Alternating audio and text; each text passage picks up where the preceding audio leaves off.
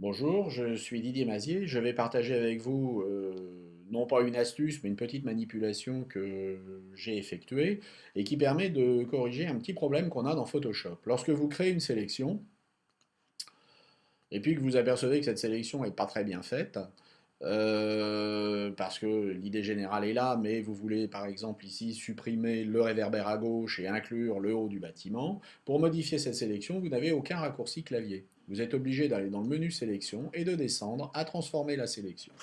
Alors, il n'y a pas de raccourci clavier, ça ne veut pas dire qu'il ne peut pas y avoir de raccourci clavier. Nous allons en créer un via le menu édition et nous allons descendre jusqu'à raccourci clavier que vous ne pouvez malheureusement pas voir compte tenu de la résolution de capture. Et dans les raccourcis clavier, nous allons aller sur les menus de l'application.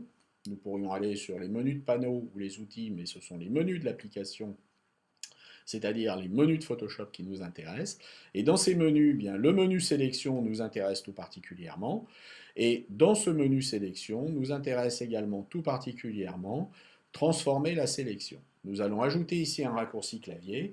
Je vous conseille d'utiliser un raccourci clavier qui soit facilement mémorisable. Pour ce qui est de la transformation, nous sommes habitués à CTRL-T sur PC ou Command-T sur Mac. Il faut donc trouver quelque chose qui inclut la lettre T avec une combinaison de touches permettant d'avoir un raccourci qui n'est pas déjà utilisé. Alors, à vous de trouver. Moi, sur Mac, j'ai utilisé Commande, Option, Contrôle, T.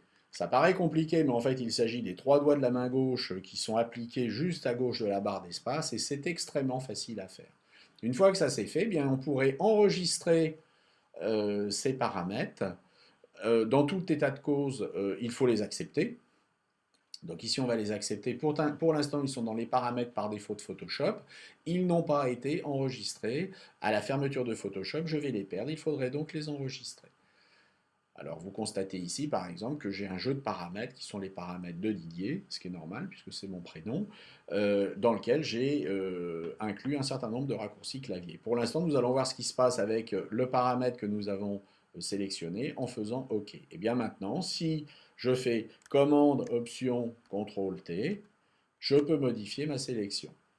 Inclure tranquillement le haut de mon bâtiment et supprimer le réverbère. Bien. Dans le menu sélection, vous constatez que en regard de l'article Transformer la sélection, votre raccourci clavier, tel que vous l'avez saisi, est bien présent. Voilà, donc ça c'est quelque chose qui peut nous simplifier l'existence. Pour prendre un autre exemple, j'ai souvent besoin d'accéder à une interface claire de Photoshop. Donc avec un raccourci clavier, je peux accéder rapidement aux préférences. Et dans les préférences à l'interface, je m'évite 4 manipulations. C'est juste 3 doigts sur le clavier et je peux éventuellement modifier rapidement mon interface. Voilà, j'espère que cela vous sera utile et puis je vous souhaite du bon travail sur Photoshop et vous dis à très bientôt.